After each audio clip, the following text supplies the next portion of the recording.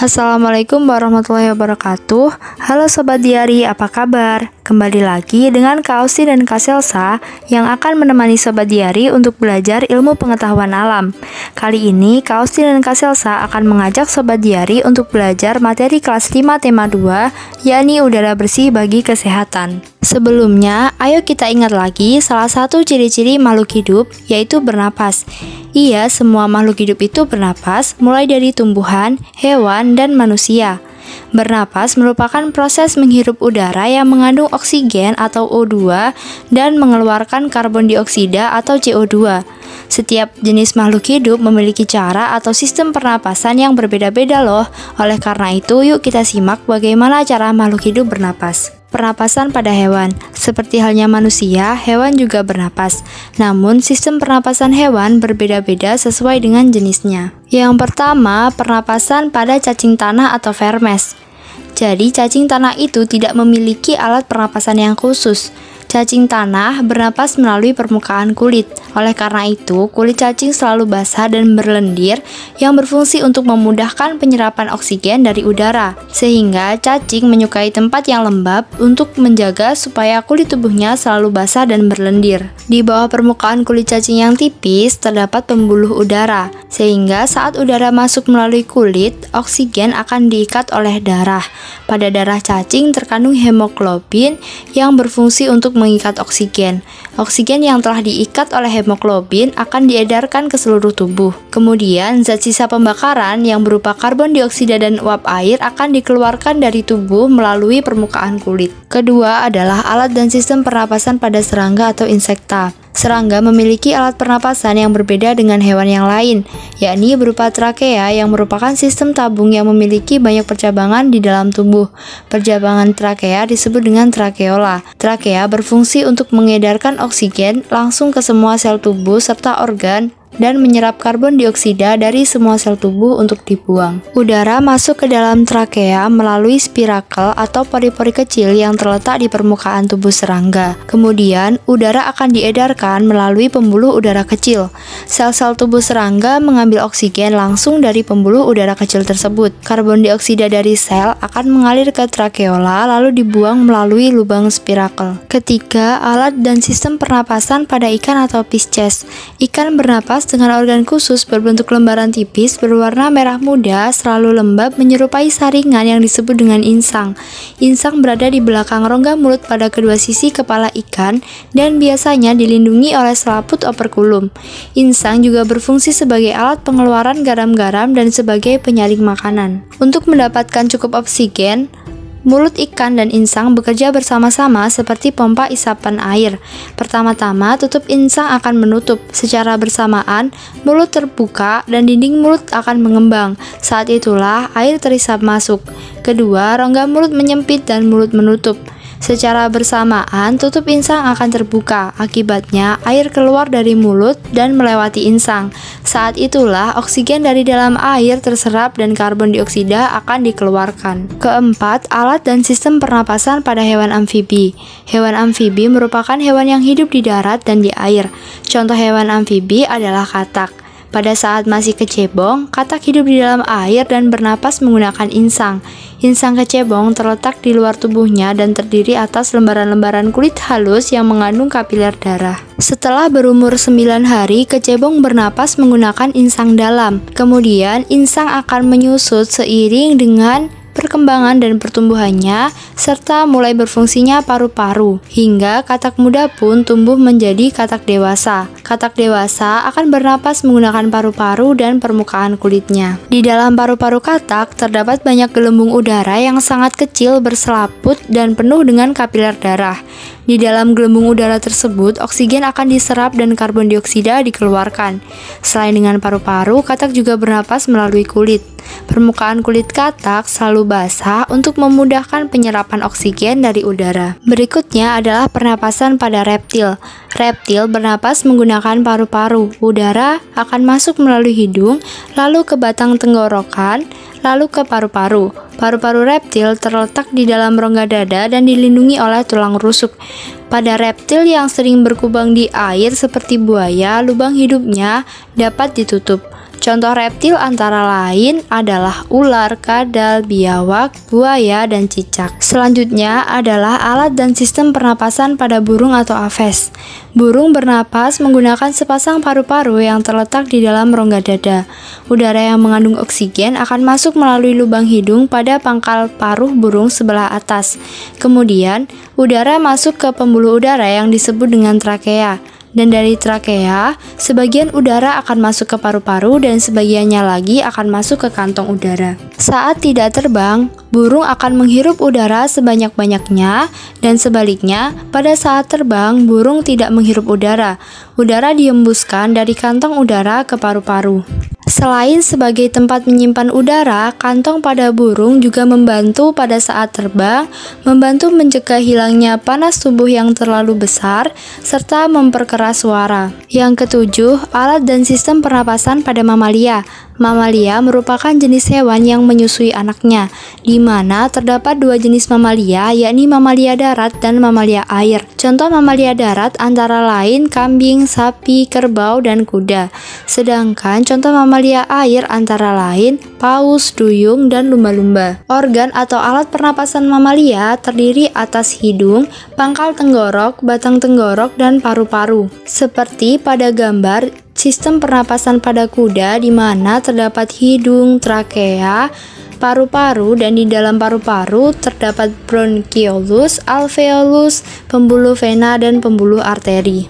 Sedangkan pada mamalia air, hidungnya dilengkapi dengan katup, sehingga saat mamalia tersebut menyelam, maka katup akan menutup. Sebaliknya, pada saat mamalia tersebut muncul ke permukaan air, maka katup akan terbuka. Dan pada saat itulah mamalia air akan menghirup oksigen serta mengeluarkan karbon dioksida dan uap air. Nah, Sobat Diari, itu tadi pernapasan pada hewan. Selanjutnya adalah sistem pernapasan pada manusia. Manusia bernapas untuk menghirup oksigen yang dibutuhkan untuk mendapatkan energi dari makanan, yang mana energi itu akan menggerakkan semua proses kehidupan yang sangat penting pada tubuh. Pernapasan manusia terdiri dari beberapa organ, yakni hidung, faring, laring, trakea, bronkus, bronkiolus, dan paru-paru atau alveolus. Yang pertama adalah hidung. Udara masuk melalui lubang hidung ke dalam rongga hidung. Nah, di dalam rongga hidung itu terdapat rambut-rambut pendek dan tebal yang fungsinya adalah untuk menyaring serta menangkap kotoran yang masuk ke dalam hidung bersama udara. Selain disaring, udara yang masuk akan dilembabkan oleh selaput hidung. Yang kedua adalah faring. Faring merupakan persimpangan di antara saluran pernapasan pada bagian depan dan saluran pencernaan yang berada pada bagian belakang. Yang ketiga adalah laring. Laring atau yang biasa disebut dengan teka atau jakun merupakan bagian atau organ yang terdapat di bagian belakang faring. Laring terdiri atas 9 susunan tulang rawan yang berbentuk kotak. Yang keempat adalah trakea atau batang tenggorokan. Pada trakea terdapat jaringan silia yang akan bergerak dan mendorong keluar debu-debu serta bakteri yang masuk bersama udara. Setelah melalui trakea, udara akan masuk ke dalam paru-paru, tepatnya pada bagian bronkus. Bronkus merupakan percabangan dari trakea yang terdiri atas bronkus kiri dan bronkus kanan. Lalu, udara akan masuk ke percabangan dari bronkus, yakni bronkiolus. Kemudian, udara akan masuk ke dalam alveolus. Alveolus merupakan bagian yang terletak di dalam paru-paru dan berbentuk seperti buah anggur. Di dalam alveolus ini akan terjadi pertukaran oksigen dan karbon dioksida. Alveolus dikelilingi oleh kapiler-kapiler darah. Jadi, dapat kita simpulkan bahwa pada pernapasan manusia dimulai dari masuknya udara ke dalam tubuh melalui lubang hidung, kemudian masuk ke dalam batang tenggorokan. Batang tenggorokan ini merupakan sebuah pipa yang dimulai dari belakang hidung dan mulut, kemudian turun ke paru-paru. Dari batang tenggorokan, udara akan masuk ke dalam paru-paru. Nah, di dalam paru-paru, oksigen akan terserap ke dalam pembuluh darah halus. Sebaliknya, gas karbon dioksida dari pembuluh darah akan masuk ke dalam paru-paru yang selanjutnya dibuang pada saat kita menghembuskan nafas. Nah, Sobat Diari, itu tadi sistem pernapasan yang terjadi pada hewan dan manusia. Penjelasan selanjutnya akan dijelaskan oleh Kak Selsa.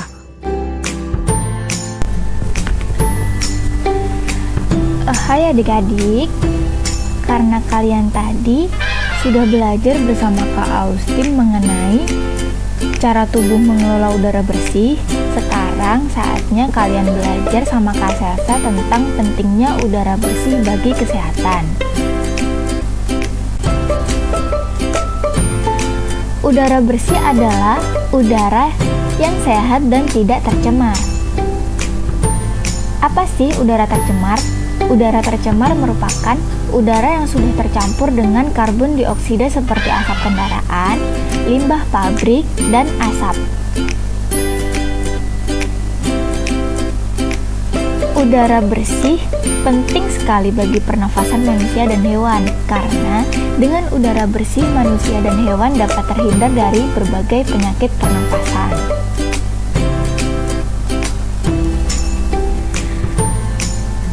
Apa aja sih penyakit yang diakibatkan oleh udara yang tidak bersih? Berikut macam-macamnya. Yang pertama, faktor fisik. Udara yang tidak bersih bila dihirup oleh seorang ibu yang sedang hamil, maka bayi yang terlahir akan menjadi prematur karena permasalahan pernafasan yang disebabkan oleh udara yang tidak bersih yang dihirup oleh ibunya. Yang kedua, faktor penyakitnya, udara yang tidak bersih menyebabkan influenza, asma, bronkitis, emfisema, dan bahkan menyebabkan kanker paru-paru.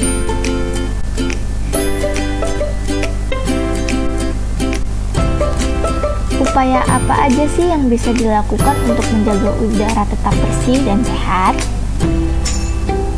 Yang pertama, kalian harus banyak menanam pohon dan tidak menebang pohon sembarangan. Yang kedua, kalian tidak boleh membakar sampah di lingkungan yang banyak aktivitas manusia dan hewan. Yang ketiga, rajin melakukan kerja bakti untuk membersihkan lingkungan sekitar agar udara tetap sehat dan bersih. Lalu bagaimana sih cara memelihara organ pernapasan?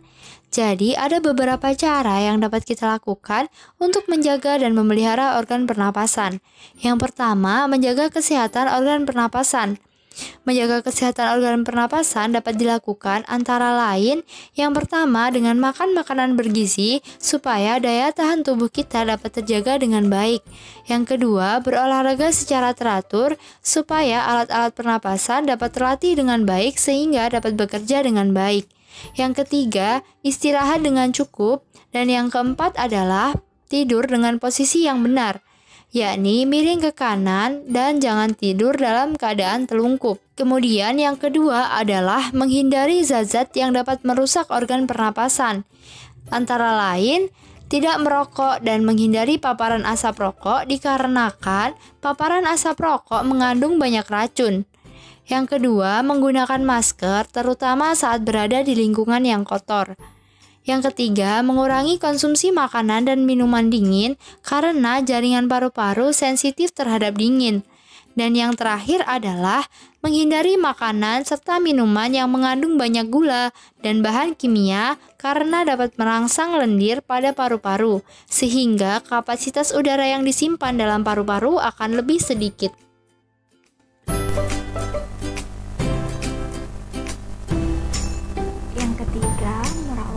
Organ pernapasan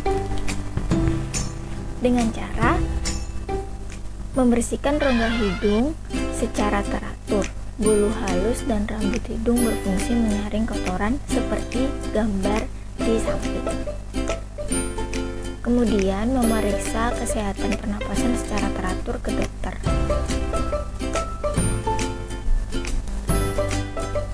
Yang keempat, menjaga kesehatan lingkungan sekitar dengan cara Membuat sebanyak mungkin ventilasi dalam rumah untuk menjaga sirkulasi udara, seperti gambar di samping. Menjaga kebersihan lingkungan supaya tidak banyak debu berterbangan yang akan ikut masuk ke dalam organ pernapasan saat kita menghirup napas. Kemudian, membuat udara bersih di lingkungan sekitar rumah dengan menanam banyak pohon yang hijau. Dan yang terakhir, mencegah ruangan lembab karena virus dan bakteri mudah berkembang di ruangan lembab dengan kelembapan tinggi.